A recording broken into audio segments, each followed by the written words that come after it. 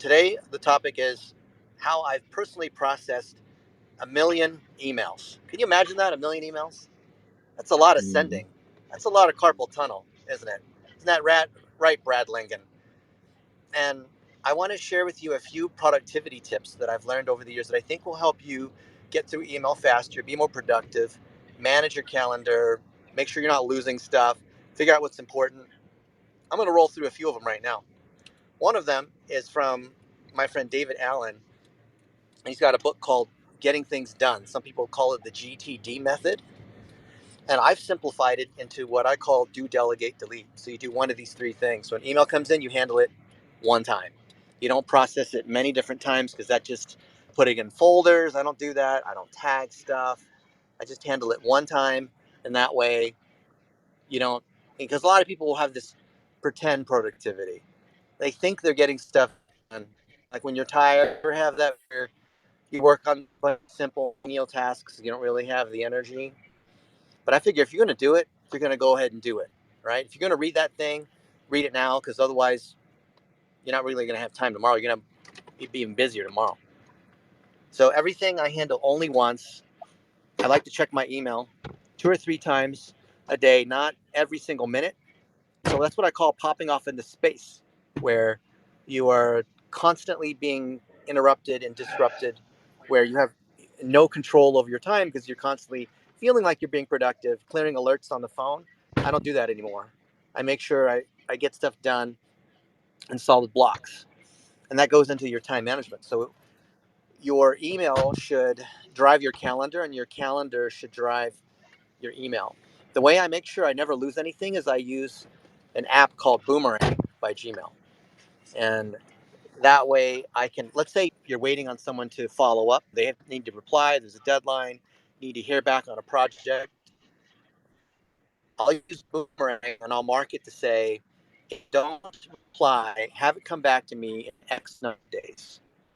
So that way I never lose anything. So I'll say that my mind is like a steel jaw, right, with a velvet on the outside, because I never lose anything. Because if they don't reply, because I click the box, come back if you don't reply, then I'll say, hey, this thing is due. Where is it?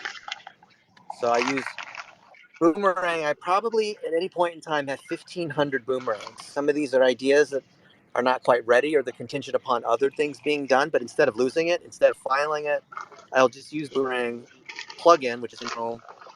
And Warren, I think you got some background noise. So you should be on mute unless you're speaking, Mr. Warren. I can't tell. Here, I'll help you. I'm in mute. Let me mute you. All right, there we go. Yeah. So I will use the Gmail plugin on Chrome, and I'll also use the Gmail app, which is on iOS, but it's not quite as good because it's a little laggier. The Gmail website and the is more powerful on the web because it uses Ajax, and you're able to process. You're able to delete and comment while things are working in the background. Also, if things are important, I'll put them on the calendar. So if there's a meeting, the best way to get something done is you put it as a meeting. You can see your calendar for the next task. That way you can see your calendar for the next week. Okay, we got Gavin Lear here. Here, I'll put you on mute. There we go for a sec. And that way I know that if I have tasks, I have everything inside one box, one inbox. And that way you don't have 5 different inboxes. So that if people want to do something with me and we're talking through Facebook Messenger, then I'll send myself an email, have them send an email. Because if you have 5 boxes, you have no control because you have all these different sorts of inboxes. Another concept I like to use, and this is something almost nobody understands unless you've worked in large teams, is the idea of whether you need synchronous or asynchronous communication. So some people really like Slack because you can reach people right away, but that creates an interruption. And so therefore, if you're interrupting somebody, it's convenient for you, but they might be in the middle of something. And therefore, I will intentionally shut off all kinds of distractions so I can focus on stuff. And I've trained team members to email me so I can respond at my leisure as opposed to call me or text me, which would then mean that it's for their convenience. I lose control over my effectiveness. So you want to think about what kind of communication requires someone right there on the spot versus what kind of communication you can move towards something a bit later. So if you look at my inbox, and I use a couple different tools that will tell me what my efficiency is and what my average response time is and how many emails I send and what my top people are that I send messages to and vice versa. I've been hovering at about 600 messages a day for the last 15 plus years, which I think if you do the math on that is going to be close to a million emails. Can you imagine that? So I process close to a million emails, and I use email as a secret tool because of the way I'm using boomerangs and reminders. So I'm managing my relationship equity. I'm managing my personal brand. Every day when these boomerangs come back to me, it could be a follow up. Like one of my friends I met in Miami who runs an agency, he said that he wanted me to hold him accountable for making 1 minute videos. So the boomerang came back to me, just like birthday reminders. And I pinged him and I said, hey, here's your reminder on how you're doing on your videos. And so for him, it looks like that I was thoughtful, but really the system is reminding me of the different things that I need to do. And that way I can set up a 4 hour boomerang, a 1 day boomerang, a 3 month boomerang at these different sorts of times. My favorite boomerang is a 4 day boomerang. Why? Because in our team, we have a rule that you have to reply back within 1 business day, which is 24 hours except on the weekend. Because you should be probably faster than that. But if it takes more than a day, something's wrong, then the client or the other team member will think that you don't care if you've forgotten. So I like to set the boomerang at 2 times to 3 times the expected amount of that way. I don't want the boomerang to come back. So the boomerang is like an emergency brake where it shouldn't need to happen. So if a 3 day boomerang comes back, that means that person didn't respond to a question I asked, or maybe they didn't think they needed to respond, or maybe the email was too long, or maybe I didn't make it clear in the email, hey, Gavin, I need you to reply to this one thing. What do you think? Do you want to do this one thing? So if you have a project deadline in a couple weeks, then you want to figure out, all right, if I am expecting a response in a day and they take 3 or 4 days and they respond by then, and now we have 10 days left until the deadline, that allows me 3 cycles or 4 cycles to get something done.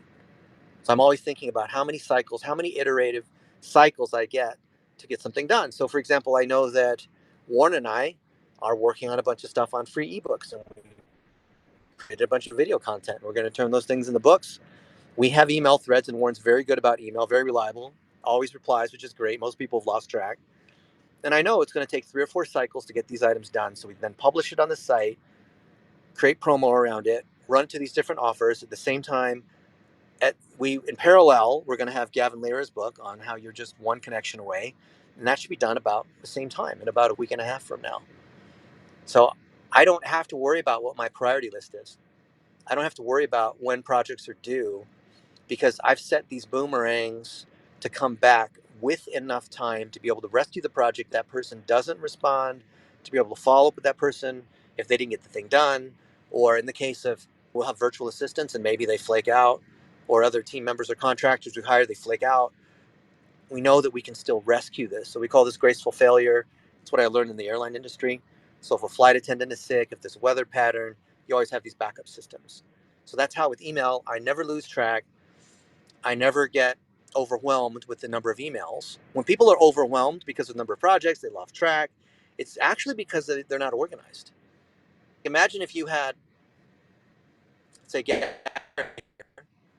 has thousands of books, but instead of bookshelves, he just has them all over the floor. That would look like a mess, like he was a hoarder or something. But if he had 6 or 7 bookshelves and they were all nice organized in the bookshelves, then it's fine. I'm not saying you should use tags and folders. I'm saying if you manage your projects and you keep the things that are most important to you on a shorter time frame, shorter boomerang cycles, you can still keep track of your ideas while still getting done the things that are most important to you. And because of that, I've managed my personal brand. This is how I manage relationships. This is how I manage travel. This is how I manage events, is through using this boomerang tool in conjunction with project management on Basecamp. You could use Monday or Slack or whatever your favorite, ClickUp, whatever your favorite tool is, but you need a project management tool and a calendar to tie to however you your email. And when you do that, I think you're going to find that you get a multiplier on your productivity, because then you can have a personal assistant come in and help you with email. You can clearly delegate things out without worrying about whether that person is going to come through or not. You can, let's say you've got an agency and you've got 2 account managers. You can scale up 3 or 4 or 5 account managers because you have a clear process on how you're delegating things out. Because you're managing your communication openly. You're using the RACI model, responsible, accountable, consulted, informed, which is how you work in a team tied into your project management system. You've created a clear path and a paper trail for other people to follow your example. Or if you lose your key employee and you don't know what to do because you didn't document anything and they have all the knowledge and that kind of thing. So I found that this, even though this is something that's not sexy and no one talks about it, I consider this to be one of my secret weapons. I'm really good at managing communication.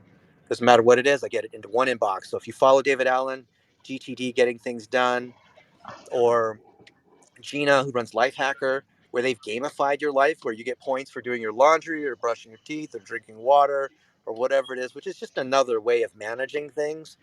I've decided that some of those tracking methodologies, even though they're gamified and they're fun and there's apps that let you do that, there's a greater tax in managing your time on that. So there's a certain point where it's a 50% tax on getting the work done. And so it's, yes, there's a value there, but there's a trade-off because there's a tax. So I consider a 10%, 20% tax appropriate. Warren, you should be on speaker unless you're speaking, by the way. So I consider a 10 or 20% tax okay. And thus, is that a good price? Would you consider that a good price to pay for being on top of every project, to know that if someone doesn't show up or if you're not available for a day or two, that the ship will continue to run? You have everything documented. You have someone who, maybe a virtual assistant, who has backup access to your email so they can process some of these things. You have a clear system on how you organize projects. Other people can see the thread. Let's say that someone didn't do something and you need to switch to another worker or another VA. You have a clear path and you can forward that to someone else. Like I'll do it with Fancy Hands. Fancy Hands is my favorite assist system. I'll delegate out tasks, product warranty, calling up people to sing happy birthday to them, research. I'll use Boomerang. I'll set the task. I'll Boomerang it out for 4 days. And they always reply because they're gamified, just like Fiverr or Upwork. They're going to reply because the system will ding you if you don't. But if you have employees and you have other people that work for you, they might not be so reliable. And maybe you've got some weird way of managing, but I find it so convenient to manage right there. Some people click up or whatever their favorite tool is, but I've run my life on email, and technically you could say text messaging is the same thing. It's just shorter. It's literally text, SMS. You could say any project management system. You could say AOL Instant Messenger or Slack are really just different variations of email, and you'd be right. But the point is that you need to have one centralized place to manage all your tasks so you know what your priorities are. I never have to manage my priorities because I can open my inbox and I know at the time what exactly is there because it's there at the time. And I can see how many times I've boomeranged it forward, especially for software that we're building, where I'm continually push it forward. So I know we never stop iterating. We're always improving. I never lose track because I've set it to come back every week. So if someone doesn't reply in a thread, it'll come back to me within a week. So that way I know, okay, where are we stuck? Oh, one of the developers was confused. We didn't hear back from a customer. We didn't get access to this one server, or we didn't launch this marketing campaign, or whatever it is. That way I know we're never going to lose momentum. So we get this compound interest effect on our projects. So if you build software, you're going to want to have that repeatable excellence where you're continuing to build power on something that's already working for you. So that's my monologue. Those are my opening thoughts on what it means to process 1,000,000 emails. I've recorded this as a video so you guys could check it out. You could also ping me. We have a whole course on it. It's in the Coach U Club. We have a membership for this as well. So right now I want to open you guys for questions that you might have. And before we do that, I want to introduce my friend Gavin. Maybe he can share his thoughts. Here, I'll mute mine. You come in, and then we'll have. I think the speaker's the issue. Oh, is it? Here, you go in, and I'm gonna mute. We're in the same car right now. Let's see if I mute my thing. All right, there you are. I'm gonna mute myself to the audience. Yep, you good.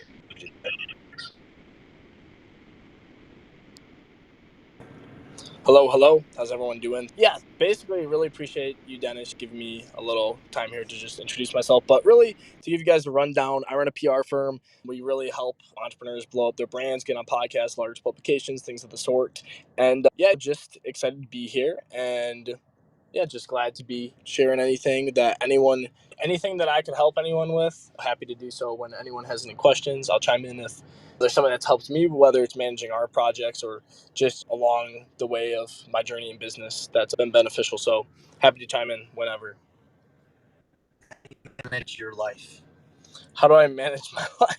It's a pretty good question. This is a little less technical, but what I like to do if I ever feel really overwhelmed is I'll schedule out the time to sit down and write out literally everything that I get to do.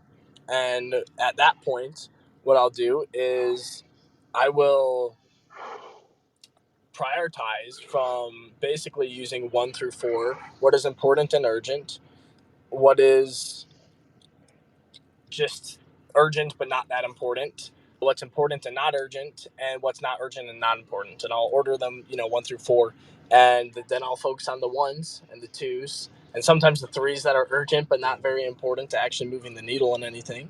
And as I go throughout that, I'm always thinking, what can I delete, delegate, automate, things of the sort to just get that off my plate as well. Fantastic. And tell us about what you do and your firm. Yeah, what you stand for. sure. I mean, our why, right? And this is my personal why that ties into the business, and it's a stepping stone where we can really help people and help ourselves. But my why is to change the world's belief in a positive manner. And it's something where I believe that the core of how you view yourself when it comes to self-love or whatever it may be is the core of your beliefs. And if you want to live better, you need to start by believing better. And it sounds cheesy, but the reality is when you actually believe something to be different, especially on a subconscious level, you talk to yourself differently, you process life differently. So what we really help people do is amplify what they're currently doing. And a lot of times if they come to us for a press-related project, we'll look at, okay, we primarily work with B2B businesses, and we'll look at, okay, where are you currently in your sales process? What are your closers closing at? And we put together a strategy to help them be closing more by not learning any new sales skills or having to remember a script, but simply by increasing the brand, by getting the founder on podcast published in different large publications, and then allowing these people to pretty much leverage these publications to see greater response rate in their cold outbound messaging, to see greater response rate, and ideally close ratio is what we're doing all this for when it actually comes to presenting on a deck, bringing up the press there, when they follow up with somebody, including links to certain articles where they reference things on the call that are also mentioned in these articles. So just different things of the sort like that really help B2B companies close at a higher rate. Fantastic. Now, how do you figure out the angle to get PR? Because everyone is allergic to PR. The angle, like you said, how do you figure it out? It depends on the client, right? Sometimes it's really obvious. Like I know our team right now is working on with this one company. They're called Making Sense, and we just started working with them, and they were literally pioneers in UX. So like when it comes to that, they've been doing this for over 20 years, things of the sort, and now they're really into basically marrying UX and actual coding and basically software engineering and things of the sort for these different companies. So for them, we can take what they're doing now and find that, okay, they have a lot of credibility from being pioneers in this space. And how can we shine light on that? And then their culture is also very unique because they treat all these people as actual people instead of a lot of times when it comes to the technicalities with different engineers and things of the sort. It's very interchangeable how a lot of companies view it. So really, it's just, when it comes to finding those unique angles, it's about asking the right questions when they're on our onboarding call with our team. Yeah. And then we're relying on our team's talent to identify where we're going to be able to actually best position to help them. So you've been moving out of this operational in the weeds, doing like being a worker in your company, yes, to being able to replace yourself. What are some things that you're doing, and what tips do you have for other people that are trying to get themselves out of the weeds? One of the biggest things I think that isn't talked about, when you think about your time, so many people, they think about it on a day-to-day basis, right? So, okay, how am I spending my time, whatever. But if you think about it from a week-to-week basis and zoom out just a little, you realize that when you're trying to remove yourself, there's certain things that you have to do every single day that don't move the needle and don't focus on permanence in the business. Or really, so it's if you're doing those things consistently, you can't really afford to take a Saturday and a Sunday off that consistently, because those are your days when, okay, you've done the things that need to get done that week just to keep the business afloat. Mm-hmm. Now you have to be working on the things to actually, get you out of the driver's seat on some of those things that are more, again, keeping it afloat, not making the boat go faster, or like you like to say, turning that boat into an airplane so you can really soar. I think it's really identifying how much time do you actually have to work on operations, building SOPs, finding and hiring talent, or finding somebody who can find talent. And once those are the things that you really have to identify what is moving the needle here, because you can be busy all you want, and working smarter will beat working harder 1,000% of the time, unless clearly you're just being a lazy slob and you're not putting in the work required to even work smart. But I've just found that it's all about working smart, not just glorifying working 11 hours when you could have somebody else taking half that off your plate. Amen. Everybody give Gavin Lira a little bit of a follow. He's probably going to be joining our room, sharing a lot of expertise. Now let's shift over to Warren. We talked about sending or processing 1 million emails. Good. I've been waiting for Warren, my make me a chance moderator real to quick. do a rebuttal. All right, now it's your turn. Mr. Warren is a good friend of mine. I've known him for many years. What is it, like 15, 16 years? We don't want to go that far back. How old are he and I? We're both old. Can you make? I made you a moderator, Warren. Can you make me and Gavin a moderator? Click on each of our faces, and click on the thing to make moderator. Yes, maybe later. Wave. I don't want to wave at you. That's what it's trying to tell me here. I've not done moderator before. Invite to speak? No. I don't see a moderator button. No, the only one who can do it is you, Warren, because you got the green star by your name. So if you click on Gavin, and then at the bottom of his profile, you'll see make moderator. If you guys have never run a room before, there's a whole art to being a moderator that you don't realize behind the scenes. I've made Gavin a moderator, so there we go. Now we got a kid in charge. Good, now you make me moderator. Fix things for us. And I can't see I see invite to speak. I guess I got to do that first for you. I don't know why you're not a speaker. There you are. Now we can see if we make you a moderator. All right. Can't believe you gave up moderating your own thing. So anyway, well, I wanted to turn the sound down. I'm not a fan of the boomerang.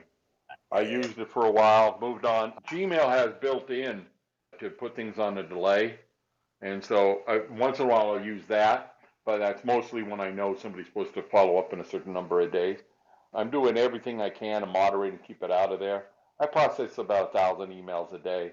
Most of them get sorted by filters, so there are things I don't have to take care of and I can batch deal with them.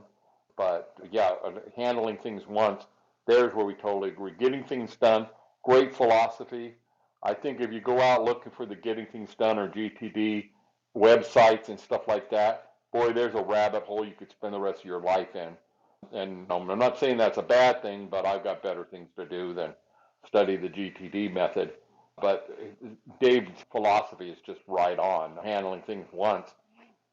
And Zero Inbox takes that one more. There's one where I say it's worth finding. There are Zero Inbox softwares and things you can do to moderate your mail. Fantastic. And I operate in Zero Inbox. For me, end of the day, I want no emails in my inbox. And I do that. I have to admit there's probably a few emails in my inbox at any time where I'm waiting to get back to the office because then I can send something to somebody, something like that. And I should use a boomerang or reply later thing in Gmail. But other than that, I'm frail. I'm human. I make mistakes. My goal is to every single day have a zero inbox. And boy, does that let out so much. So many people I see that got 10,000 emails everyone they ever got. First of all, big thing to learn, Gmail and anything else now, but start with Gmail. You don't discard or delete emails. They all go, there's a setting, and once you have that, everything goes into archive. Never delete an email, just archive it. Unless you've got some kind of hiding something or somebody send you some huge files and you don't want the attachments to stick around forever. But modern email, disk space is so cheap. You archive everything and you use the search engine to find something if you need. If you haven't responded or done something to an email today, or especially this week, there's no reason for it to be in your inbox. And that tip will beat everything Boomerang does.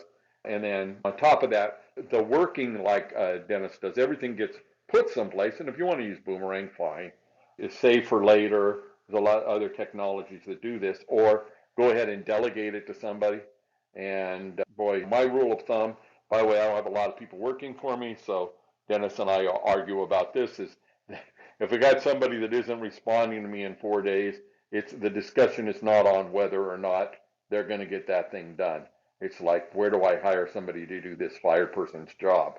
That might be why I don't keep a lot of people around. So it's a little bit on email I wanted to throw in. And other than that, don't think you can't process a whole lot of things. You really can. I can sit with 200 emails and say, how will I ever do this? And 15 minutes later, I'm doing the last one and going, is that all? Did I miss some? Because it's a matter of getting used to what you're going to do with them. Once you figure out how to automate them, and that's 200 even when I have to go through each one. And half of them are going to be completely a waste of time, and another half of them are going to be repetitive, and you can write templates and take care of them. And then most of what's left you can delegate or write a quick answer to. So you can get that good. The thing that made me get really good at it was write 300,000 tweets. I have lots of conversations, short conversations with people everywhere except for when I open my mouth. And then I go on and on. But Dennis, do you want Yeah, some more story, or can we move on to something else? oh, I think this is an abbreviated room, so people can get back to managing their email. Yeah. I'd love to see And what tips you guys have. This is all being recorded, so we're transcribing this into articles, which is great.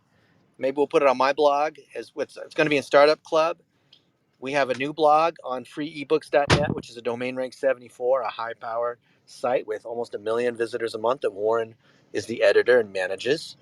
So I'm looking forward to seeing what you guys are thinking about managing your communication, managing your email, and leveling up as business owners. I'm Coach U with the orange head in the top and no hair. We have Warren Whitlock next to me, my good friend. So I hope you guys will join us in Clubhouse. Every week we have a new topic. Next Thursday, we're going to talk about how to process videos at scale. So I hope you tune in and you'll see that there's a lot of cool new AI tools out there, Descript and Design R and Jasper.ai that will help you create video. If you create the video, you can edit the video, distribute the video, repurpose the video. So join us next week. Love you guys. See you next time in Clubhouse.